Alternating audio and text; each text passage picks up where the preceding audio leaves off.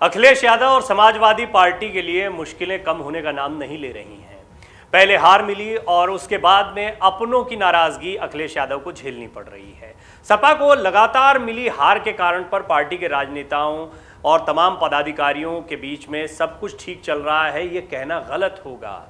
सभी अपने भविष्य को लेकर चिंतित भी हैं। कोई भाजपा में अपना भविष्य तलाश रहा है तो कोई अपनी पार्टी को मजबूत करने में लगा है। उदाहरण के लिए चाचा शिवपाल और सुभाषपा प्रमुख ओपी राजभर दोनों कई बार भाजपा के प्रति सॉफ्ट कॉर्नर दिखा चुके हैं। शिवपाल यादव की सियासी नाव बीच मझधार में गोता खा रही है। वो ना तो भाजपा के साथ जा पा रहे हैं, ना ही सपा के साथ खड़े दिखाई दे रहे हैं। तो वहीं ओपी राजभर लगातार अखिलेश यादव को अपने निशाने पर बनाए हुए हैं। राजभर ने यहां तक कह दिया कि यदि अखिलेश यादव चुनाव के समय एसी कमरों को छोड़ देते तो रामपुर और आजमगढ़ लोकसभा उपचुनाव में हार नहीं मिलती। एसी कमरों वाला ये कमेंट इतना आगे बढ़ा कि आजम खान ने इस बात को सही ठहराया। उन्होंने ये भी कहा है कि हाँ, क्या गलत कह रहे हैं, अखिलेश यादव को एसी कमरों को छोड़कर बाहर आना चाहिए और पार्टी को ज़मीनी स्तर पर नया काम करना शुरू करना चाहिए। ये बात पहले ओपी राजभर ने भी कही थी। अखिलेश यादव को आए दिन पक्ष हो या विपक्ष सभी नसीहत दे रहे हैं। इस कड़ी में समाजवादी पार्टी के सीनियर नेता आजम खान ने इशारों में बड़ा हमला बोला।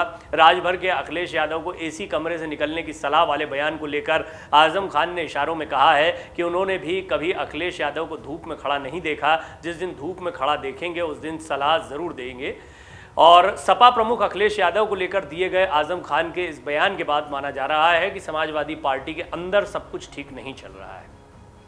दरअसल मंगलवार की देर रात आजम खान प्रयागराज पहुंचे थे। यहां पर उन्होंने अपने कई करीबी नेताओं के घर जाकर मुलाकात की। वहीं इस दौरान मीडिया से बात करते हुए आजम खान ने सीएम योगी पर भी जमकर बयानबाजी की। वो जमकर बरसे सीएम योगी पर। आजम खान से प्रयागराज पहुंचने पर सवाल किया गया तो वो भड़क गए और कहा कि हम बाइज्जत शहरी नहीं हैं और आपका ये शहर बाइज्जत शहर है। हम मुर्गी के डकैत हैं, भैंस के डकैत हैं, बकरी के डकैत हैं, किताब के डकैत हैं, फर्नीचर के डकैत हैं और हम 10 बार के विधायक हैं, 2 बार के एमपी, 4 बार के मिनिस्टर और 1 बार लीडर अपोजिशन भी रहे हैं।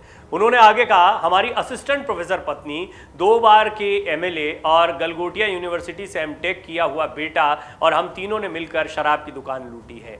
इस व्यवस्था का स्टेटस ये है, इसलिए हम इंसाफ के लिए यहाँ आए हैं। सपा नेता आजम खान ने कहा कि ये शहर इंसाफ का ज़िला है, यहाँ से इंसाफ बढ़ता है। हम डकैत उससे अभी महरूम हैं। कुल मिलाकर आजम खान का ये बोलने का अंदाज है, वो इस तरीके से कई बार इशारों में तंज कसते हुए शायराना अंदाज में अपनी बातें कहने के लिए जाने जाते हैं।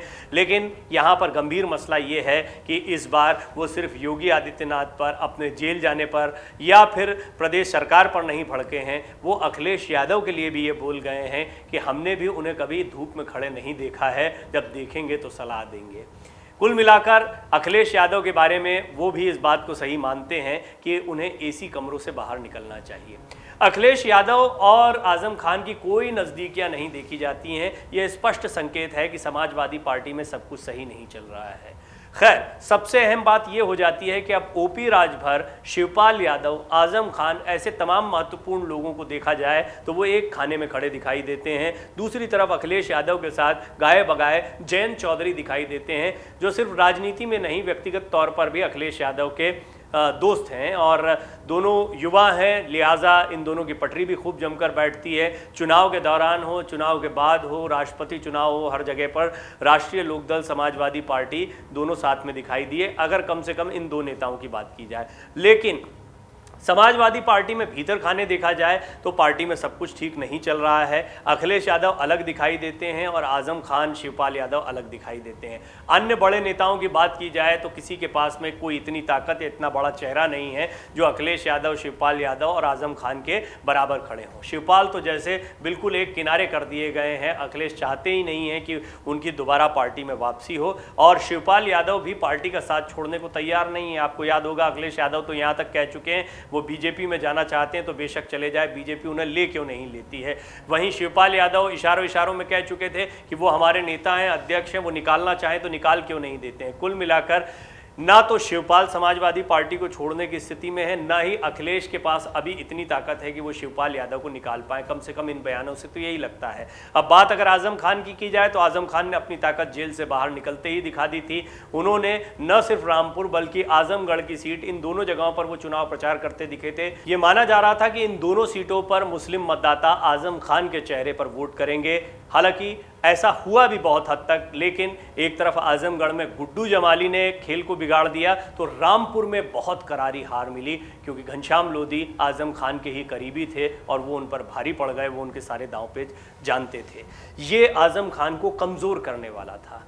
ये पहले भी हम कह चुके हैं कि आजम खान अगर रामपुर का चुनाव जीतते तो शायद तस्वीर कुछ और होती। वो ज़्यादा ताकत के साथ राजनीति में सामने आते, ख़ास तौर पर पहले तो समाजवादी पार्टी में अपनी धमक को दिखाते। लेकिन रामपुर के चुनाव में वो अकेले लड़ते दिखाई दिए। अखिलेश यादव का साथ उनको नहीं मिला। ये भी इस ओर इशारा है कि शायद अखिलेश यादव भाप गए थे रामपुर में क्या होने वाला है, आजमगढ़ में क्या होने वाला है। और शायद यही वजह थी कि अखिलेश यादव भी इंतज़ार कर रहे थे नतीजों का, क्योंकि इसके बाद आजम खान की एक लंबी चुप्पी सामने आई। बहरहाल आजम खान अब बोल रहे हैं और ये भी देखना होगा कि क्या समाजवादी पार्टी के कार्यकर्ता भी उन्हें इतनी ही शिद्दत से सुनते हैं या हाथों हाथ लेते हैं। डाउनलोड करें अमर उजाला ऐप और पाएं खबरें लगातार। अगर आप ये वीडियो YouTube पर देख रहे हैं तो हमारे चैनल को सब्सक्राइब करें और बेल आइकन को दबाना ना भूलें। अगर आप Facebook पर ये वीडियो देख रहे हैं तो हमारे पेज को लाइक करें।